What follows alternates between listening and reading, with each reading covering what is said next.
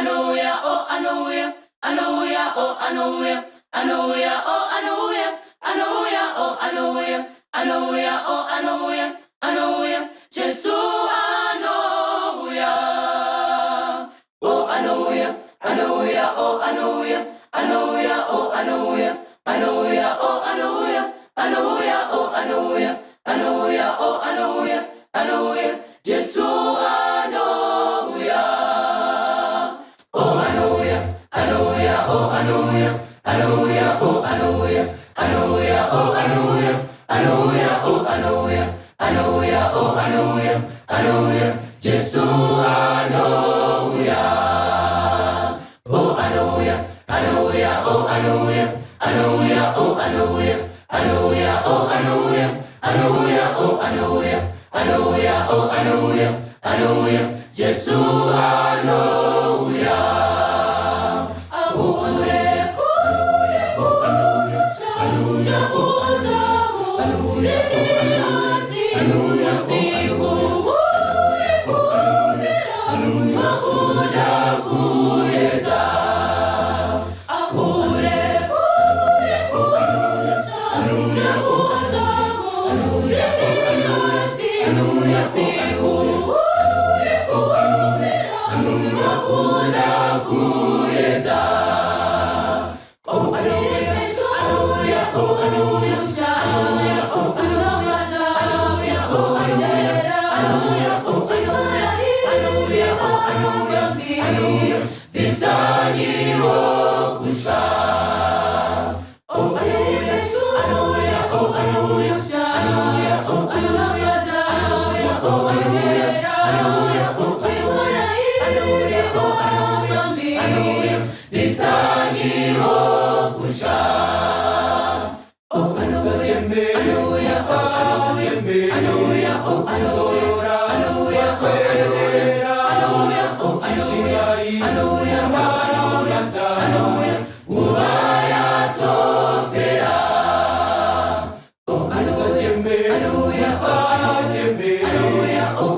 hallelujah,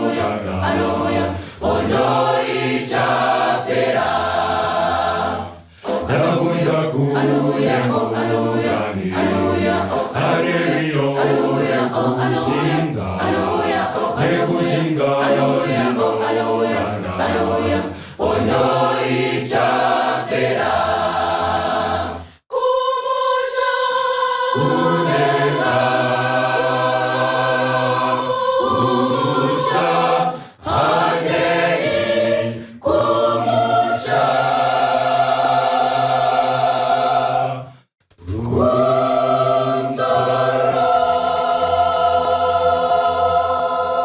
Toda kuchingamidzai pa chirongwa chino tichiti happy Sabbath wherever you are. We believe you are being blessed. Nema programs ari kubuda pa Mandara online. Tisatapinda munyaya dziri kutsva mukati memzora nhasi. Regai tikumbire nyati wativhurire nemunamato. Ngatinamate. Mwari wedu kumusoro kudenga. Toda kumutendai nechipo cheupenyu nekutirangarira pamazuva akadai.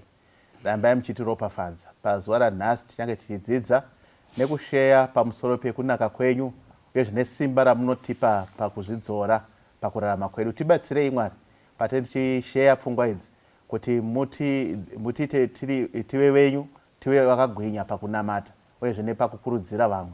Muna Jesu ramata. Amen. Amen. Amen. Tinotenda. Gatimbokwazisa dare gono. Makadiko saba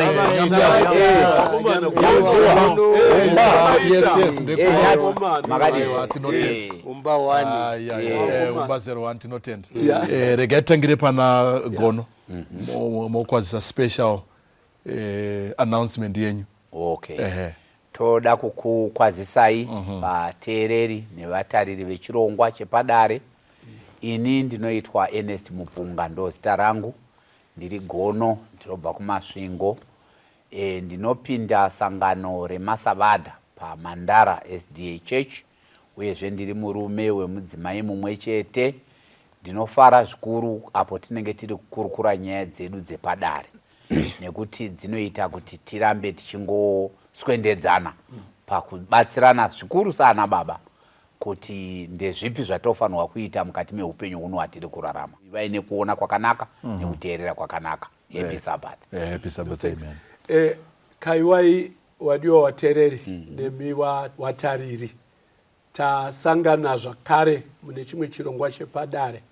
Ndini wenyu Pastor Michael Rugube Ngwaru, ndiri nyamuziwa tinobva pedu panyika nyora pamurewa apo.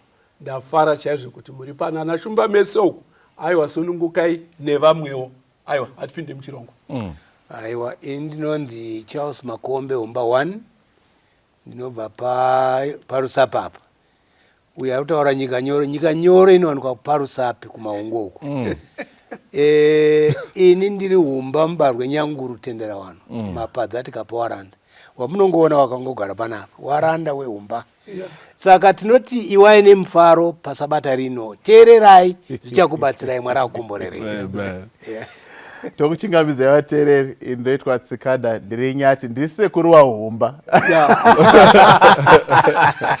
Tobva kwarusape mwana wangu agara namai vake pano tinokutenda Mwari atikombore patinenge tichidzidza pamwe chete. Thank you. Tinotenda inoitwa Gospel Mudonhi ndopindira paMandara Church. Ndinobva kwarusape varanda vari kutaurwa ndeava tuwa. No, specifically we mean this one. Tinoda kutenda. We receive.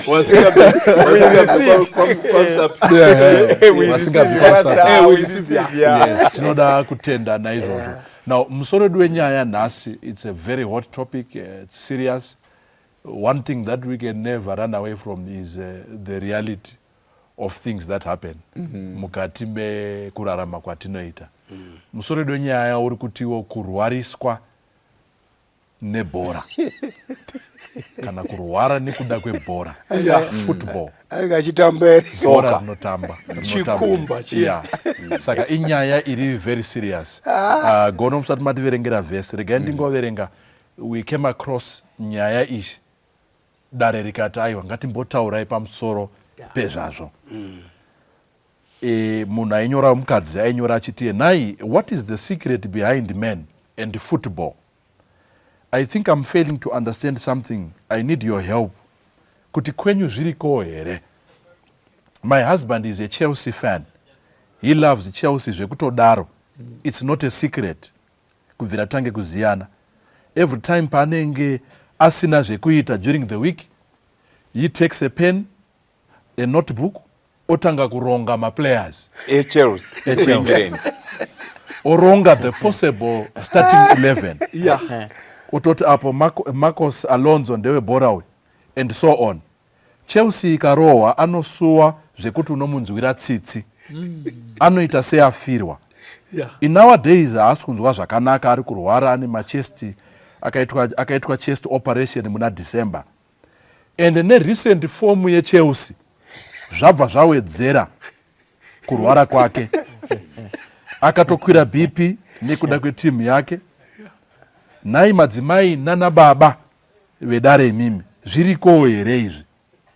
Kumba kwedu tinoita ma prayers daily. Panguva dzekurara ndakatonzwa munhu akuti Mwari itaiwo vhenekeraiwo ma players eChelsea vagone kukunda Real Madrid. Bvisai mweya wekukundwa wapinda mumusha weStamford Bridge. I have tried everything possible to keep him busy and entertained. Asi zvaramba. Zviriko here kudzimba kwenyu. Chelsea yakuda kunduraira murume. Please. Ndiyo nyaya iyi kuitika. Titore pa Christian platform ino. Tize toona kuti tobeserana sei. Gono tiverengere vhesi. Regai tiverenge vhesi retichada tinofunga kuti rinogona kuti tungamirira panhaurwa yanhasi. Inoti iyo, but I keep under my body and bring it into subjection, lest that by any means when I have preached to others, Yes. I myself should be cast away. Mfundisi titsanangurire ivhesi Wakomana. theology relate kubhora yirelate pane zvatinoda kutaura muzora nhasi. Exactly. I think tese tanyatsonzwa eyo munyori achiisa pachena.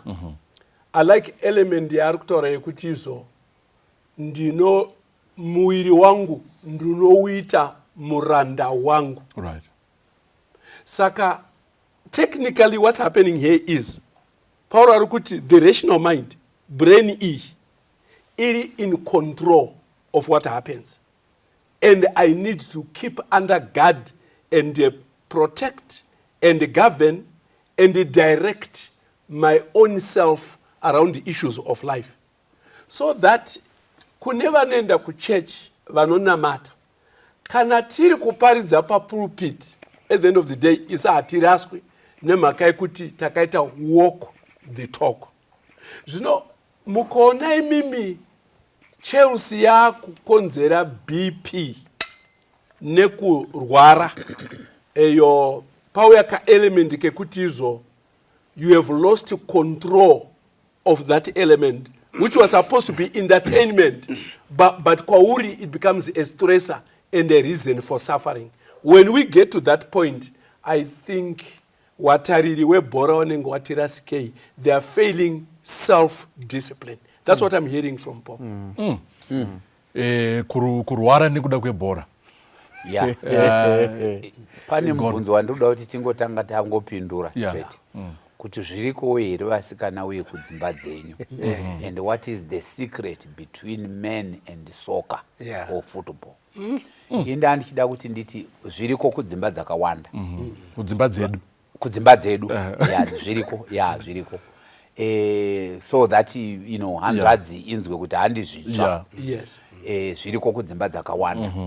Chechipiri, the secret between men and soccer ingori pakungotora kuti varume kana vagara mukati memba kana vari pache zvavo vanongoda something that entertains them and something that is ideally chiri uko chisingaenda fii navo. Saka kana vane mastress yekuti kubasa zvinhu zvavo zvakaoma, hard day, wagara zvako uchiona uyu achinzvenga uyu uchiona uyu achigoisa you know izvo zvezvi zvinongoita kuti ungopindawo mune imwe mood yekungofara nezvaunenge uri kuona.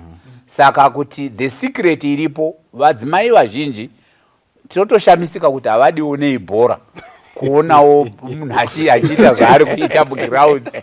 Totoshamisikawo kuti what is the secret between women and not liking soccer, because haina zvarinokuita. Uri kungoonawo munhu ari kutamba mutambo. It's one of those popular games in the world. Ndandichida kungoti ndo maonero angu kuti the secret is there, kuti varume vanongoona chiri something chinogona kungovaentertaina.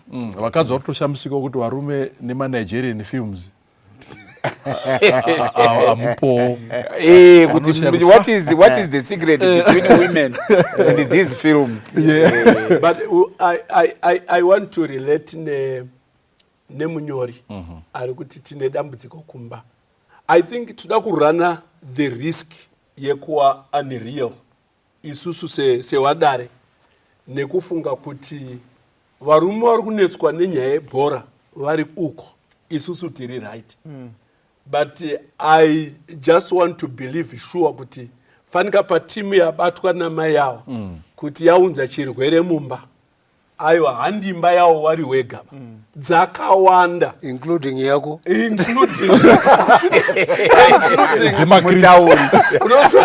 ozati kungogara hangu padare kudaika but Chelsea yatipinza panguva yakaoma. So nyaya yebhora sure it's very real. As we go nekukurukura we are going to share kuti all right Chelsea iri kudyiwa isusu vamwe takaresponda sei or what are we doing so that tisarware. But truly speaking, kana uri a soccer fan and ari supporter azere, what happens on the pitch impacts your mental health. Hey, Aiwa, you are bringing in something. inini ndiri Liverpool. Asi zvendakazvidzidzisa ndezvekuti one hawandiziwi, inini handiwaziwi vanhu iwawo, you know what I mean? Ndinongoda kuona ikadyiwa unongoti sorry ndibva ndangoguma ipapo. But usapfuurire mberi. Ukanga wakusvika pakurwara, it's now like a cult. Ndiregerewo.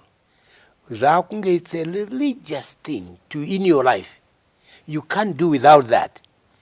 Kwete, hadifunge kuti chinhu chakanaka.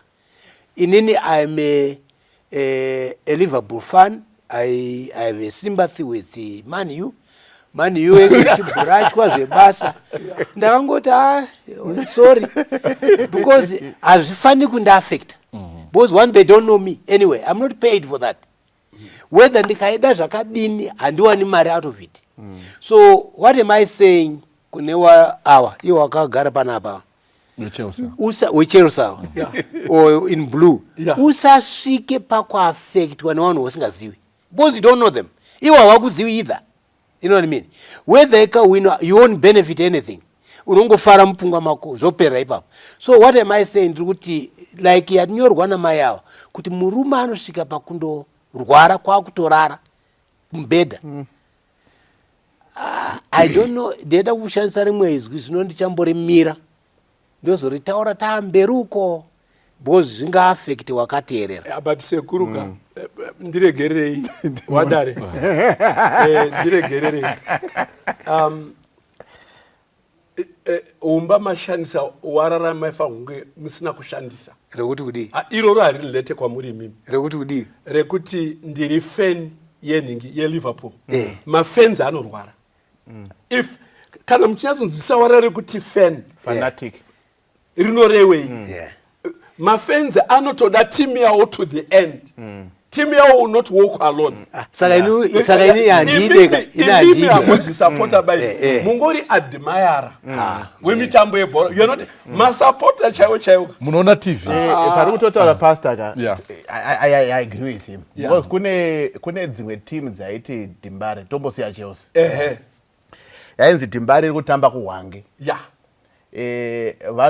vanoenda kuHwange kundoona bhora havaitiri kunzwara ndo mafans kudhara kwaita yana Evans Mandara nana Charles Mabika havasiwe ivavavo avanoitera Dimbare kuHwange ikanzi iri kuzvishavane vanenge variko ikanzi iri kuBedbridge kuTriangle kweya vanosvika ikoko saka I think kuti ndo nature yedebate nediscussion yandava kuita kuti zviri right here zviri health here kuti ude bhora kusvika ipapo pekuti imagine kuti woenda sekepekepe yakadyiwa musono yanditi toti yoroyerwa iri kuTriangle uri efan waenda uchindoti tiri kundowina ikoko rwendo rwacho rokubva ikoko toti wangori kudriver. Is that healthy? Is that safe?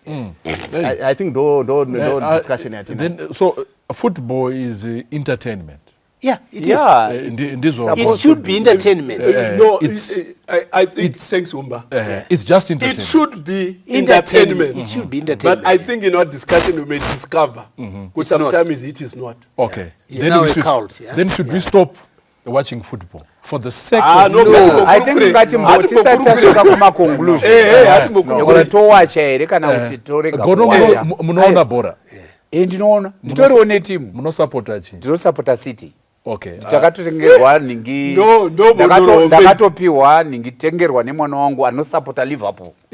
Zvekudaro zvekuti anotoflya from America kuenda kundoona Liverpool kwa England.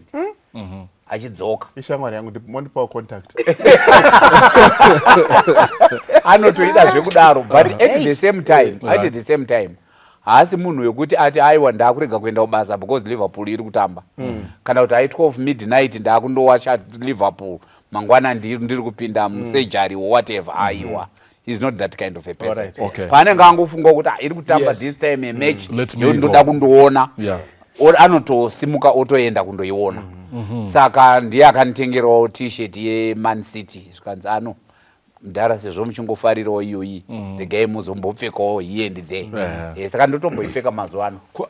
Hawanobva watengera nemabhoto macho because ini ndakabva ndatengerwa kubva kubhutsu masocks trousers nejezi nechelsea haana kuzosvika ikoko but ini ndani chida kuti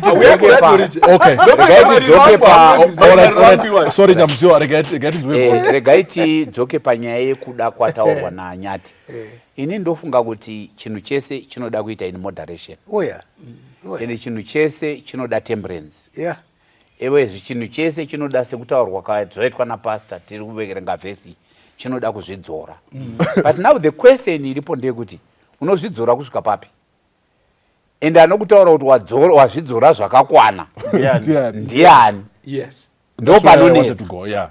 Saka kana taakutarisa nyaya yenhingi yebhora iyi Mwari ngavatinzwire nyasha maKristu goro in relationship kune zvizo kaizvo. Ndo zvandiri kwandiri kuenda kuti in relation kune izvozvo izvo nekuti iye zvine izvi kune vamwe vanoti unogona kumwa doro asi usararadza. Isi tototi you abstain completely. Uchitongorega kuribata. Nekuti anozokuta kunaka kwaro manje. Kudhakwa uchumburuka pasi ndokunaka kwaro. Ndokuti uti ari ane zuro ndakazorikuwadza. Hauti rakandikuwadza asi ndakazorikuwadza. Saka indoda kungoti hangu as an example yebhora iro riri rinoda kuti shuwa unyatsozvi especially maKristu tinyatsoziva kuti pekugumira ndepapi. Ukaona vamwe vanhu iwewe pachezvako wakudefine fani. Ina ndamboziva kuti fani zvinoreveka ndaingoti isapotawo zvake kuti kana bhora rikatambwa tiri kuchechi I don't even have to record it. Ndongozonzwawo result nekuti rauya pasipo mafenzi zvidhakwa zvino kana zvakadaro manje Papa, I wouldn't go that far. No. In fact, I would not even want to encourage anyone to go that far. Because look at because as not temperance. Okay, let's look at Zvatara Namaya. Anzi baba wasvika pakutora pen nebepa. Wofano kuto draft the first 11. Unozwa kuti isamaita that is an addiction. Zvaita zvinezvi ka. I want to say andizwa kuti vanyora vari muZimbabwe vantu vari kupi. Panga pautaura naMpunga pekuti he gave an example yemwana wavo ari kuti mwana wavo haazogara because mangwana anenge ari musejari haazogara kuona 12 o'clock achiona bhora. Reality ndeyekuti for some of us inini kana iri UCL inopera na 12 inonzi UEFA iri kupera na 12 uchiona Real Madrid ichita zvairi kuita ndetika saka munhu anoda kundoona kusvika ipapo. Now my disclaimer pandandatangira paipa ndepekuti muZimbabwe chakuitika ndechekuti kana uine an exam mangwana topa example yanga yapiwa naMpunga une something of greater value of greater importance chiri kugona kukupusha kuti ugone uri kuweya two options kuti ndoona here at the expense of failing tomorrow. Sa unogona decide out maybe let me sleep early so that I'm able to achieve mangwana. Sa chaitika muno muZimbabwe ndechekuti ukacherechedza in the past 2, 3, 5 years my betting houses kuwanda kwaaita nenzvimbo dzakafana idzo dzekuti vanhu vari kungoenda maybe haisi betting house but ingori nzvimbo yekundongoona bhora chete. It may be a restaurant. Kuwanda kwazvaita around Harare maybe just a testimony yekuti vanhu vazhinji in absence of work vanhu vazhinji are now growing an alternate to what work used to do for us.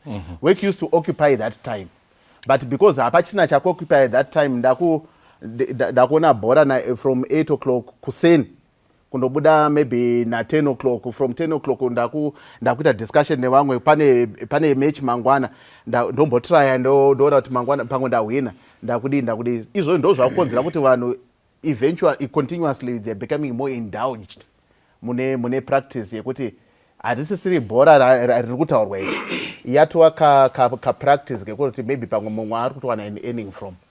So I don't think kuti most of us we are at that level yekuti we actually sit down to write out. Yes, my teams anenge achitozikana kuti kuna nenge but to then do the work of a manager webhora ari kuengland ari kutaura naumba kuti handina basa naye. I think uyu kungoreva ngoti maybe pamwe there are certain social issues that may be causing that sort of thing. Let me bring it home. Let me bring it home. Yeah. Baba. Let me bring it home. It's on a Sabbath. Bora riko na 3 Mascati. Yeah. Uruda kuti divine kaske kupera umanye. Umanye. O mune church board muswe sand. Hayi akatofai. Then you unotoona kuti mubodi madzimai otoshamisika kuti varume hapana kana pane wani namfundi panosara wana anofarira tennis munhu wechi then zvinhu zvototadza kutofamba. Ndiyo vanhu vatova here pama-addiction. Rega ndinoda kutaura panapa. Or they just love the game. Iyo yakunzi addiction iyoyeyo. By the way, kuno muZimbabwe wanodawo bhora, but bhora rinodiwa kunze kuna na England uko. But they will fly all over kunoenda team yavo. Unonzi wachitaura kunzi kwauya 40-50,000 from London wakazara kuFrance. Get the point. France vachingodaro ku England or kunze uko, it's like a cult one or it's like a religion. Both hapana anonamata ipapo. You know what I mean? So, but look, inendoda kuti ndidzoke uko, kuti look, ukaona wasvika that level, yataurwa namai yavo, imi wakomana imi, masvika level iyoyo, mamu problem. Let me be honest, you are one problem. Watadza kuzvidzora 1, 2, one is selfishness, 3, let me put it this way, you have been entered. Zvakaitwa Judas. Hauchisina boundary. Yekuti ndinosvika papi. Rega ndimbo ini ndaimbonwa, for example, wamboibata nega, ndaimbonwa inini, ndisati ndaamsavada. Doro chairo. Takaenda ku Federal, kuza Federal. Mune ma-lights anokuvhiringidza pfungwa. Anokagara mu. Anenge ma-robots. Takatenga tikazadza table. Madzimai wasikana waiuya wachingononga taitisina hauchaziva kuti ndiani ari kutora ndiani ari kudini bhozi rakadini ndakawanda but ndaenda ndakaenda handichaziva kuti ndendisina motokari nofunga ndakaenda ndiri mubhutu handichanyazoziva ndakangosvikosiwa pamba handizivi kuti ndakapinda semba macho ndakazomuka kuseni ndobva ndanwa doro kubva rasimuka kubva ndadhakwa futi ndiri mugwagwa ndibva ndada kuisunga tai ndikatadza tai yangu ndaenda tenga ikabva yarasika ndakatadza kuisunga ndakazogara pasi ndikati izvi zvandiri kuita izvi hapana kwendiri kusvika. At times you must take stock of yourself. Ndakazvibvunza kuti ndinosvika kupi nekaiti raka. Mukomana ndaisenza nainzi Michael Chicheko akandati it was a only Saturday zvikanzi ngatiende tinoita bhabharasi ndikati Mike, from now on I'm not going to drink anymore. You make a decision. You make a conscious decision kuti I'm not going to do this. You know what I mean? Kana bhora rako ndisvitsa pakadaro inini yawataura 12 o'clock. I love bhora. Mumba mangu inini ndine 1 channel. 2 or 3. You get my point? Wamwe wanoona wanda kuti ngatimboona zviri kubikwa ndikati aona kana mapedza ndichauya kubhora. Ndinosvika 12 o'clock. Ndikaenda pedza kunyora zvinhu zvangu ndosvika 12 o'clock. Asi handisviki pekuzoitwa addicted. Because one wacho handiwazivi, iwo hawandizivi. Why should I get addicted? Ndibokubvunzawo. Mubvunzo wandai ndinawo ndeyokuti wanodzinga coach, for example, iwo kwenyu kuChelsea. Coach haapindi mugame, anongoti iwo anotarisa makumbo kuti muchiri right here hapana zvakakwana. Uona kuti makumbo ari right handika. Chienda inotambaka. Wodyiwa ibo mani wodzinga coach unomdzingirei. Aiwa. Ndiri kutaura kweza. Mafungira angu inini. Ndakutaura ngenyi achidzingwa. Chidauta kuti ngenyi coach achidzingwa. Imi hani maplayers andenyeera. Achaka chikupindura. Ndibobvunza ndakunda kuti uzoni. Maplayers aya ari kunyorwa nemukomana nawo. Ndenyu here. Aringa ari Chelsea. Ese waya. Cause coach anopinda papi chatadza kuisa mutimu chi. Atadza papo ndo kutaurira. Alright, saka ndozorwasa mukomana weneka. Saka kana ndakunzwa imushe mamsara zviri grey zvebhora zvine mweya yetsvina mukati. Yeah, maningi. ndo pfungwa yangu inini haikona iwawa yangu demonic you love that way zvine demonic mukati because kwaona kusvika pakurwara soka atova madimoni ende rinoda kunamatirwa futi iroro kuti ribude irigira boy but ndoda kuti undipindurako pastor nezvakanaka kuti ngenyi kocha achidzingwa inzwai ngenyi kocha achidzingwa bhora chairo kana Man City ichitamba neChelsea vari kutamba ndana kocha kwete timu iri muground because iwewe sacoach weChelsea unofanirwa kuita mapreviews eMan City kuti inotamba sei wochinyatsoona kuti iwewe unoronga timu yako zvakaita you are the eye and the vision of the team ndiwe nestrategy iri mumaoko mako are you getting the point the reason coach achidzingwa is because haasi kukwanisa mastrategies ake haasi kuklika netimu haasi kushanda zvakafanana nekwamaisenza kuSouthampton maybe tongoti different companies iyo yakaparara chief executive if an organization is underperforming munhu anofanirwa kudzingwa ndi-chief executive kwetotanga kudzinga sweeper mareceptionist nemawati the think tank yebhora iri muna coach ende kana ari blank sezvaari kutiitira mazuva ano regai ndatoona kutoti apatonetsa he must be a fan ndoda kuti ndidai gono this is a very serious question sorry yauya pamuri gono taura yenyu kuti sevanhu vechechi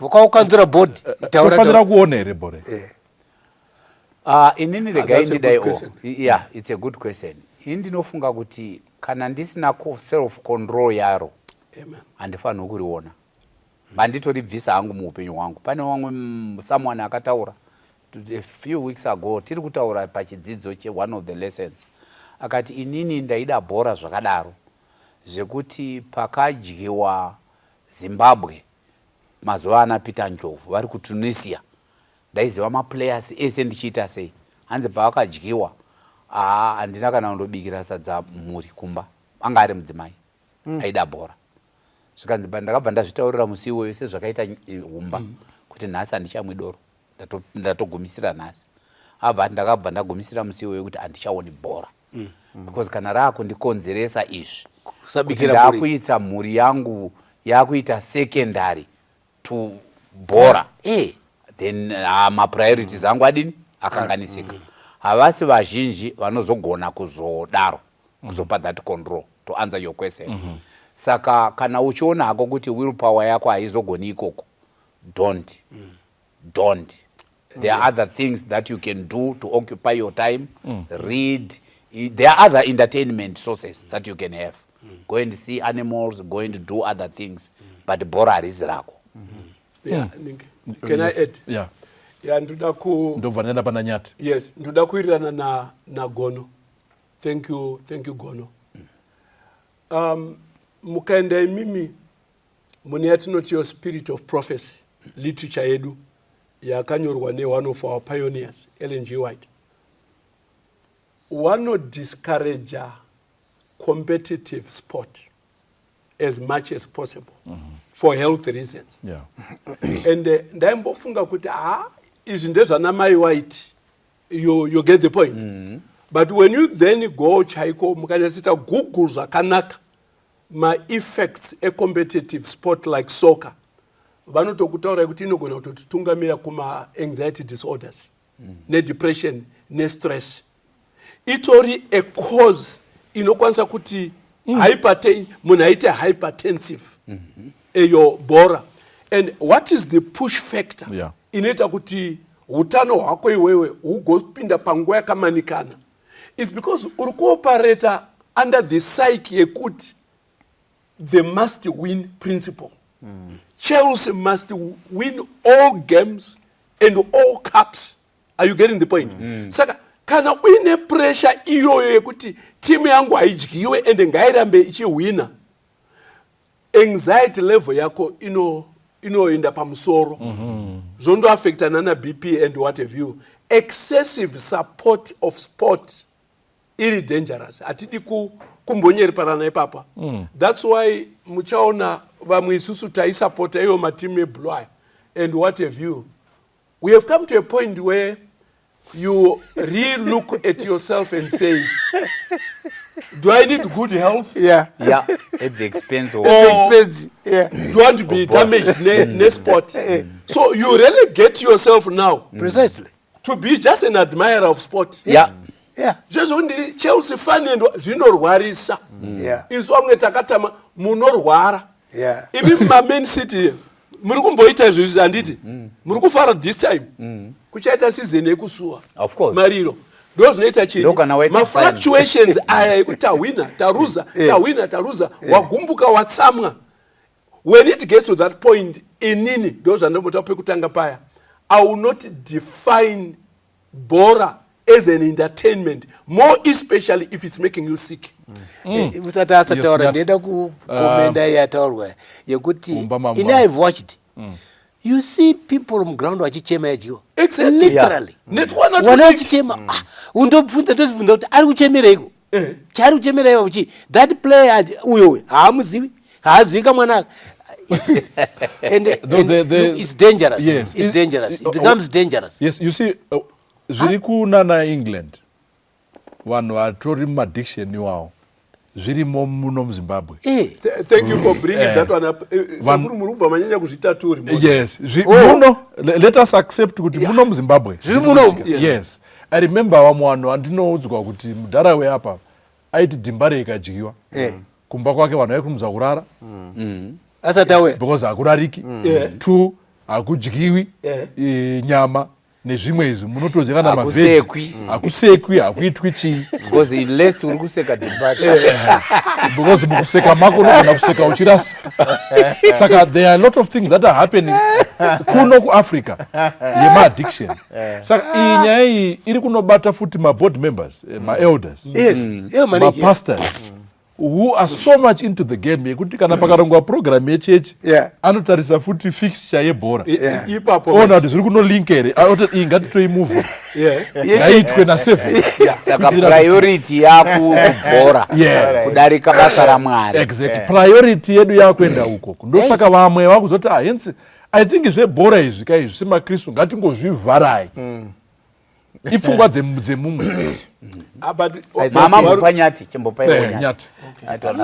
I think it's a difficult one because unotanga uchiona without any investment, emotional investment.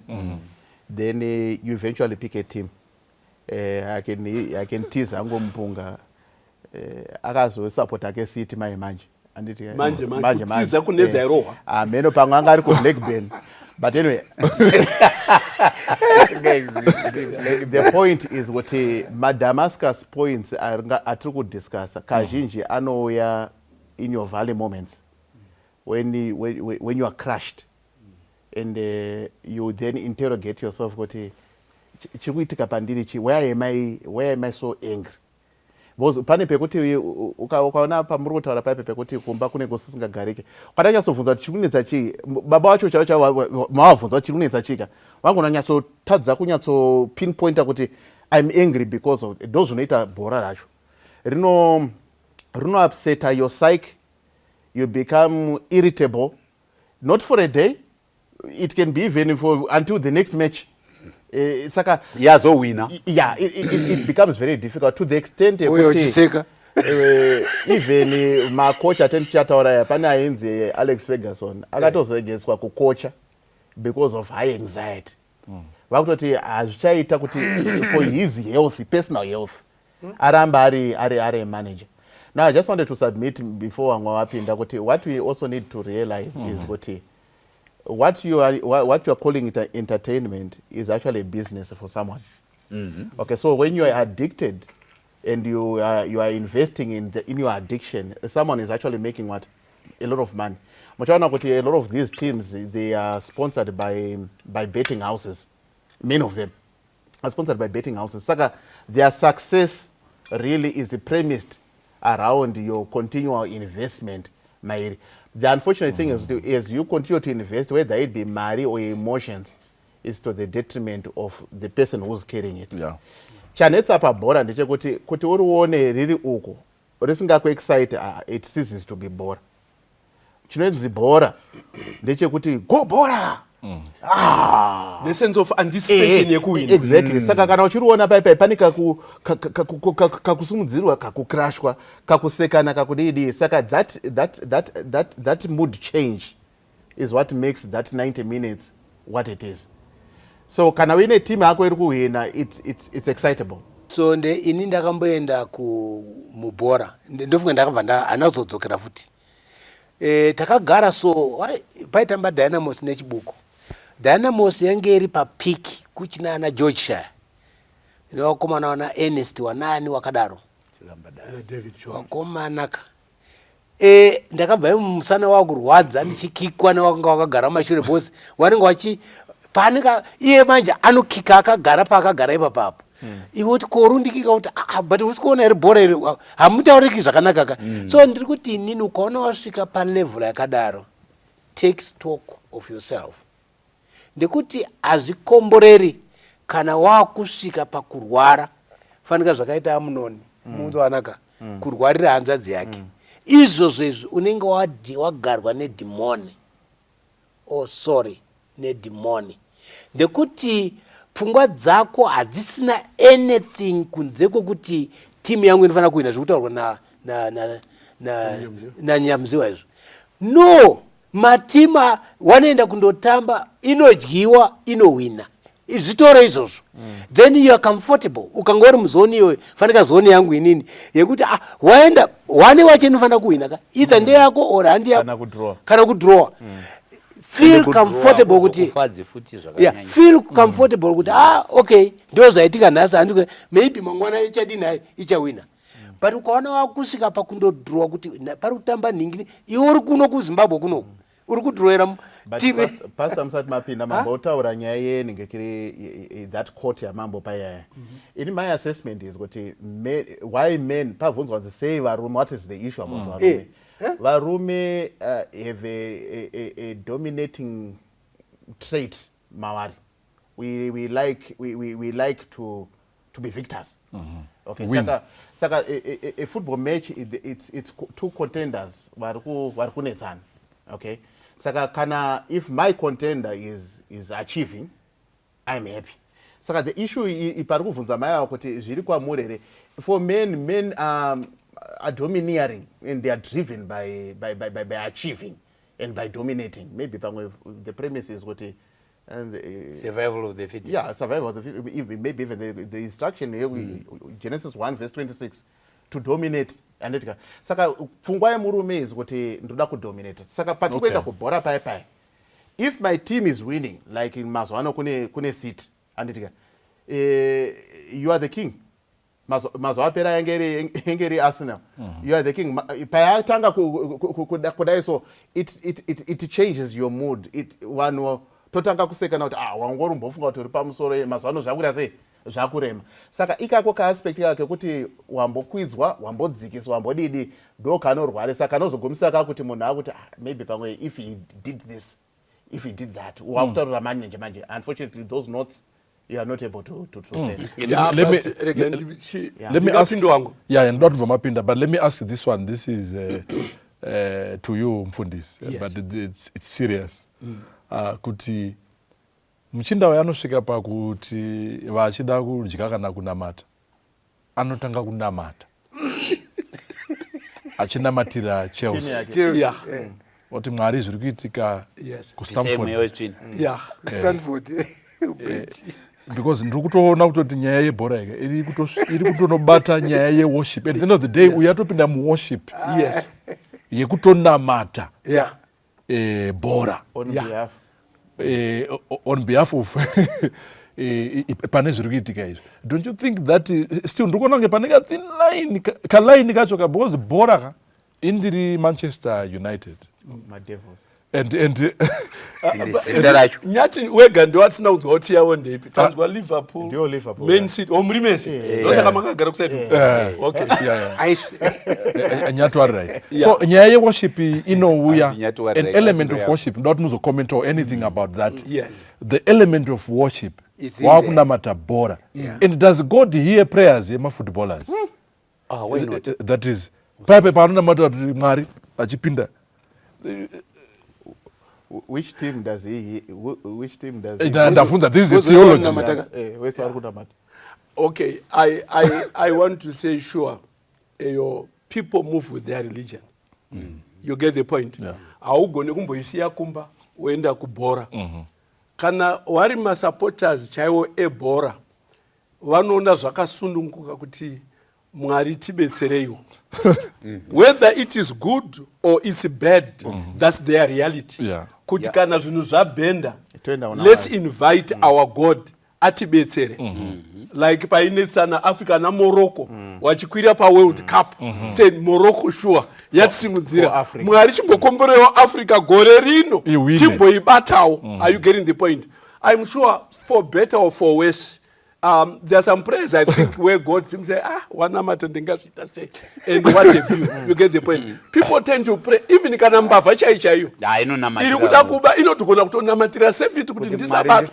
Are you getting the So we may not get into the business of kuti, is the prayer good or bad? We leave to that person and God, we don't want to judge them. But point the name that kuti ndimbounza on the kudais. Atimbota say ku positive end. Okay. Ta dwella so much ku negative side. I'm trying to picture planet Earth. Hakuna tennis, hakuna netball, hakuna football, hakuna swimming, hakuna cricket. Tozuta kuti zvese izvi ndezvechidhimoni icult ngatizvidelete on planet Earth. Kune kotari nesabha school nedivine service. Ndizvo kana pamuchato musatombotambe because izvi zvakafanana futi naChelsea zvibvisei, so that at the end of the day mapuruna a person ongosara angova just churchish, and anything that is not churchish is wrong and bad and evil. Inini, I wouldn't want to get to those extremes. I don't know who invented all these sporting activities and whatever, but dzinenge dzinounza kamwe ka balance mukati meupenyu, where sometimes unomboona ujoyi uku wombodini and what have you. But like Wampunga was saying, zvoda moderation. If you cannot strike balance and equilibrium ye entertainment ne mental health, inini I would lean more outside the mental health kuti kana bhora richikushayisa hope, bhora richikutatsa kunamata munamato emanheru, and what at that point I think you have lost it. You have lost it. Anditi Mwari akati that's powerful. God created everything good, but men invented many schemes. Ivesi inodaro. Mwari wakasika nyika yakaperera. Asi munhu akatsvaga mano haikona mashoma mazhinji. Now dai zvichiitwa in moderation, ndibobvunza pastor ndimakaita theology. Wanadamu kusvikira tasvika pabhora apo wakararama makore mangani? Tisatashika Anadamu kade wanadamu newamwesa ya nevamuna profita wese wamwaya kwai kune bhora here wairarama sei kana muchiti imimi pamwe wapurunwa kwaona wairarama sei kwai kune mitambo ipi? No, that's very easy. Aina kurekodwa hayo. Are you getting the point? But I don't think kuti Adam were only spiritual and not social. And they lacked entertainment. Whether iye na Eve waimboti pfacha wachimhanya mumvura. Aiwa, ndinoda kutaura kuna Jeremiah, wana Ezekiel, wanani wesawa. Mutambo wakanga uriko ndeupi? Tibatsire kana wakarekodwa. Wekenge waine mitambo yawo yenguva iyoyo. We may not record. We may not know everything. But munguva yana Paulo. Ndo patotanga kunzwa record yema-Romans kuti kune ma-arena ema-sport, kune ma-runners, kune chinyi. Saka zvesport hazvina kutanga muna 20th century. Okay. It's coming from immemorial far back. Okay. But it's recorded kuti ma-armies aimboenda panguva yekundotamba. If you remember the book of Kings, the book of Samuel, it talks about vanhu vainga vaine ma-sports avanga So vainawo. ini saka kana ma-sports ainga ariko vanhu vakararamawa, why zvidzora then? We don't know. My problems are now today, Sekuru. No, my problem ekenga ine humanity during that time. Anyway, where you have a situation, this must win, it creates a problem. It creates a problem. Chese chine competition. Yeah. Right. Nyaya yedu iri pabhora. Yeah. Saka ndopa ndabva mamuvha makomenta nguva yedu yaenda. Tobetsera sei amai ava murume wavo atori muproblem. Yeah. How do you make someone come out? Because kungotaura nemuromo kuti siya Chelsea. Hapana zvatiri kutaura. Dai matisiya Man City. Akonokonzosasa maexamples aripo. Ukatisiya Man City zvinodzosa kuti munhu abve pakusapota Man City kana Liverpool. zviri easier. Zviri easy here. Isusu kuChelsea chimbotisiya. Timbochema nhamo dzedu. Ndinofunga kuti kubatsira hama iyi inotonida a personal decision. Yekuti agare pasi nemhuri yake. Maybe his wife may not be the best person. Maybe it could be a friend. Waanoziva waanogona kuteerera. And also the other aspect yataurwa namai ava ndeyekuti tinotonamata. Handiti. Saka I think going along that vein ndeyekuti atoita munamato wekuti Marika ngandirege kuda bhora to this extent yekuti rakutondikanganisa utano hwangu. Mhuri yangu yakutotadza kuwana mufaro kupurikidza nekuda kwangu bhora. I think ndo some of the practical things that I can suggest. Hakuna mushonga wekuti chinhu chese chounenge uchida semunhu Mwari akakupa power of choice. Going back to the Bible. Mwari akatipa power of choice. Saka iwo ukatanga waona kuti ma-effects azo pandiri haasisiri right. Ndio unotoita make that decision. Even kana wakuda kuenda kune kundowana help. Unowana help uchiti wakomana madira angu eChelsea. After all team yacho haigoni. Ndibatsirewo kuti ndidi imto amango nanga ndio iri mu Newcastle ne Watford ndio iri mu case start. All right. These are your last statements. Panyai. Kuti what is your advice to this man? Kuya inini ndichiteerera mu radio. Pane mudzimai akanga anetsekana aitora 27 matablets achitaurwa nachiremba. Akaenda kwese kuti abatsirikane kuna vanobatsira ma-advices. Hapana chakashanda. Until ari kutaura manje achiti inini zvendakazoita ndezvokuti I said to myself I can conquer this thing by myself without going to anybody. Akatanga kubvisa one by one kusvikira asisina tablet rakudini rari kutora. Madrugs kai. Yeah. Inini manje ndaiputa. Ndambotaura yekunwa ndaiputa. Ndichisenza kumabhazi eSalisbury United. Ndaisenza titakavhura mufocus. Conductor. Yeah.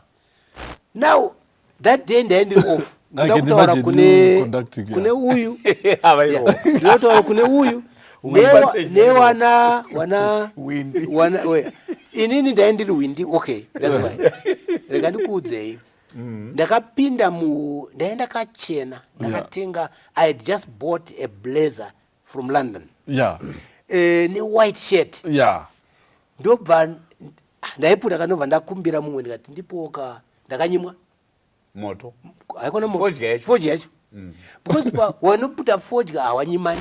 But ndakanyimwa. Ndo cardinal rule yavo. Yeah. So I said to myself ndakanyara kambasi.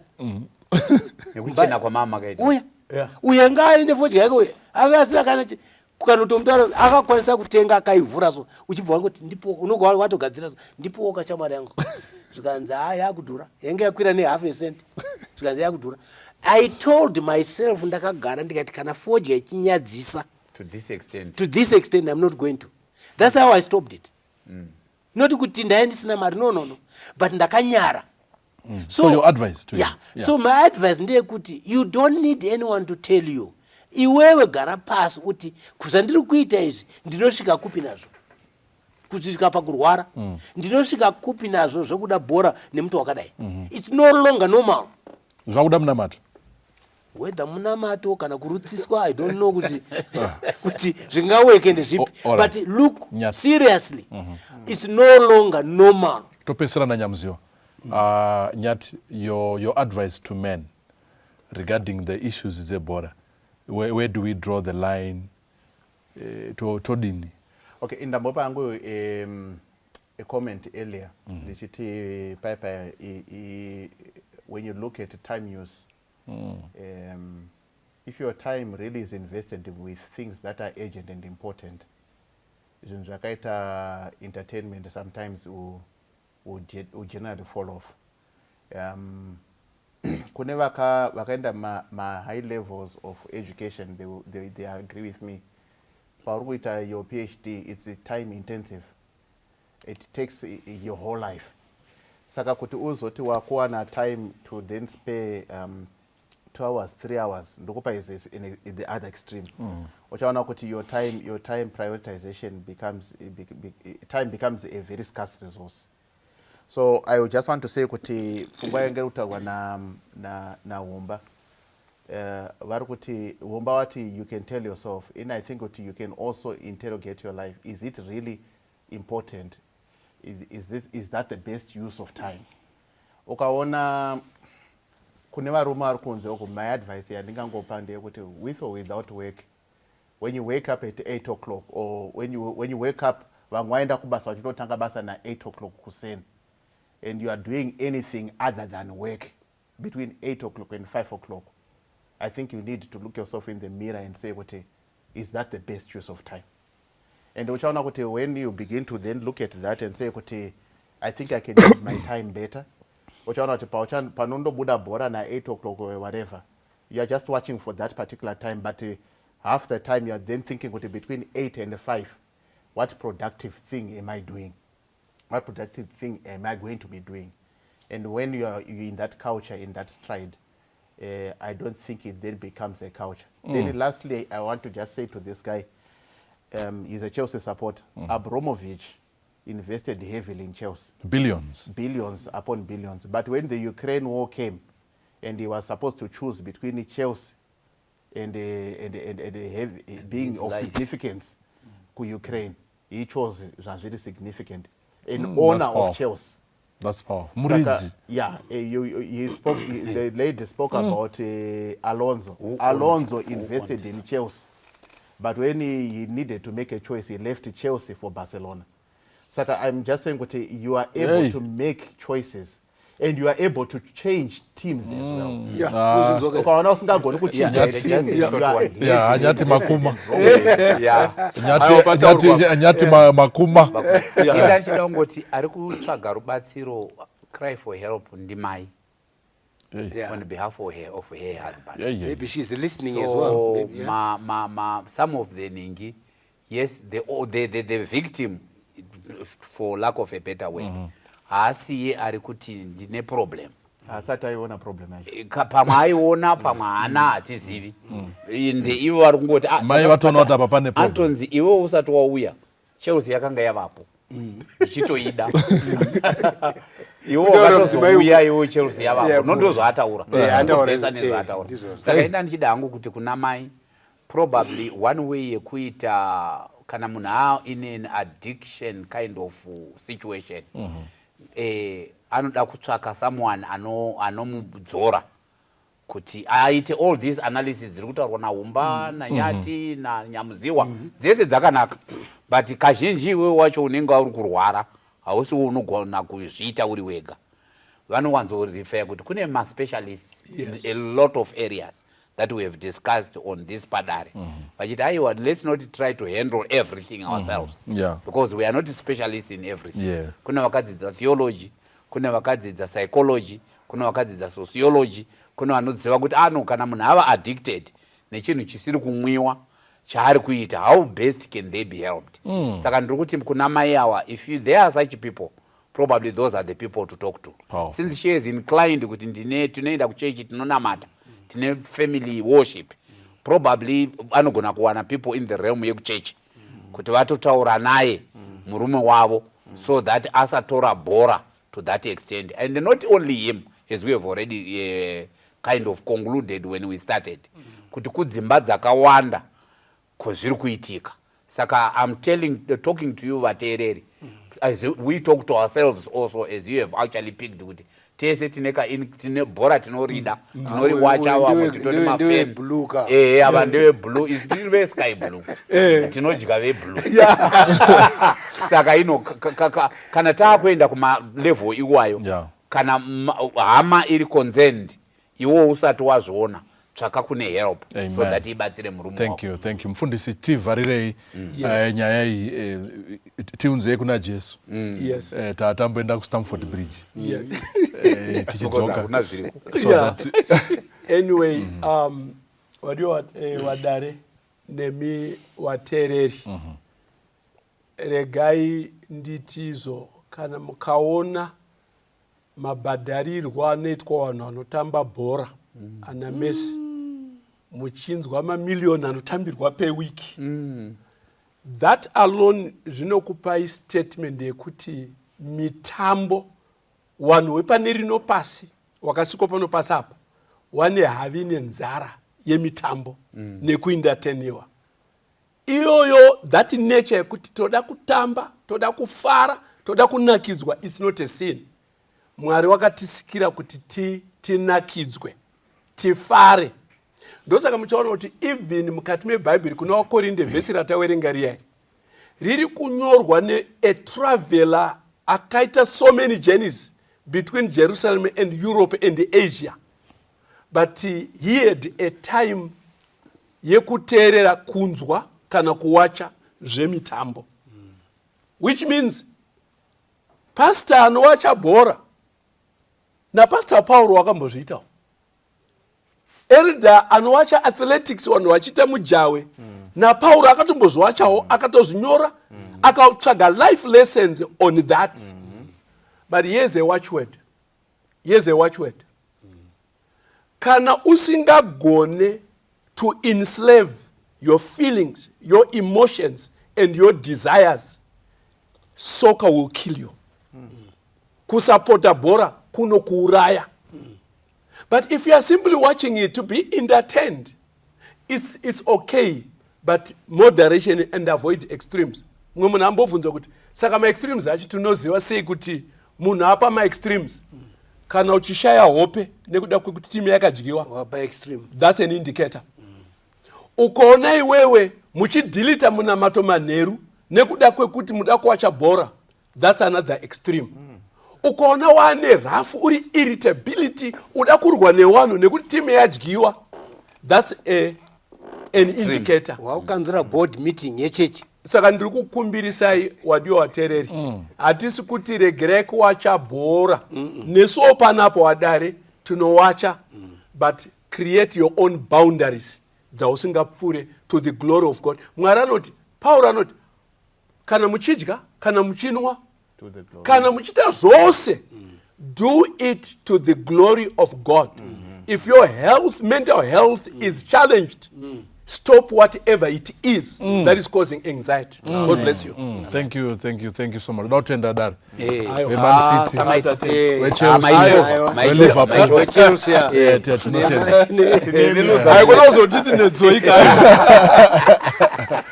Tinotenda mitambo yangaiswa namufundisi kutandara zvichipfuura zvichidarika kana zvapfuura zvose ndombotasa mumagrupu emanhiyu atinenge tiri kubva Monday kubva nakuseni vanhu vanenge vachingotaura bhora utoshaya kuti hei vanhu vachashanda nguva so zvinoda kuti tizvidzore tichiziva kuti kune zvimwe zviri nani kupfuura izvozvo. Tinotenda naizvozvo. Regai tikumbire mufundisi tivharirei nemunamato. Ngatinamatei. Baba, tinokutendai kuti muri rudo, muri mufaro, makasika vanhu, mukawapa the gift of emotions and feelings, mukatipa gift yepfungwa, the intellect. Iyo tool dzamakatipa idzi munoda kuti dzishandise to your glory and honor and to good health. Tibetserei patiri kukurosa malines taakuzvirwarisa. Mwari tipe mweya mutsvene utidzore back so that tifare zvine muyero ende zviri healthful. Tokutendai newadare, tokutendai newateereri, ende ndinokutendai kuti kune wateereri wanzwa izvi who are going to readjust the way they approach entertainment. Musara Jesu namata. Amen. Amen. Thank you. Ayo. Ayo.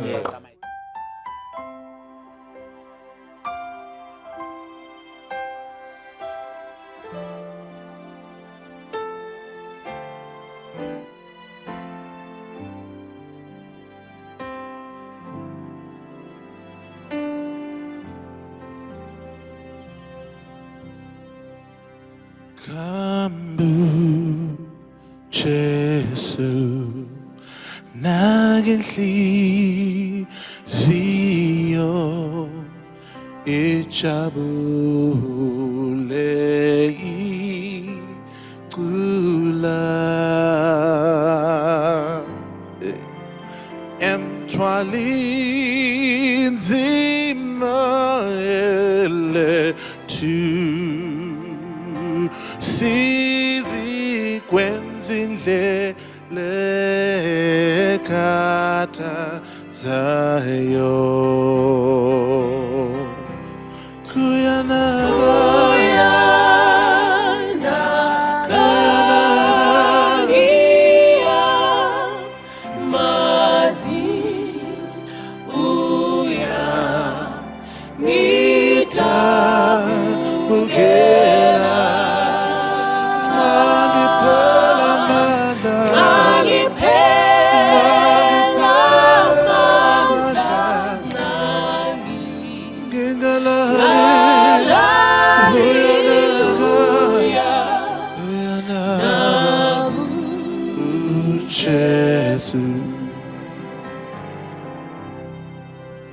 Kambu Jesu nagendlela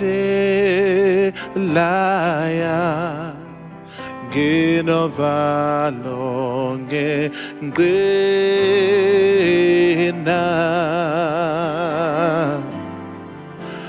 kumnyame mini sego kwam gele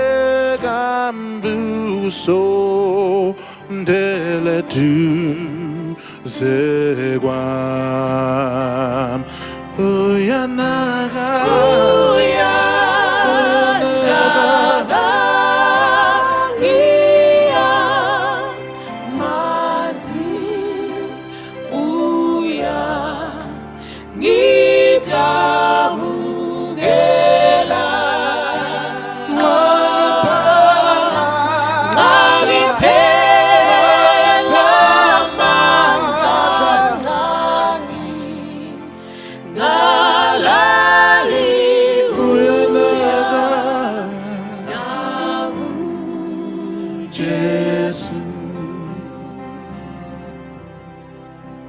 Kambu Jesu naganqa ngithi sala sihlo bongifa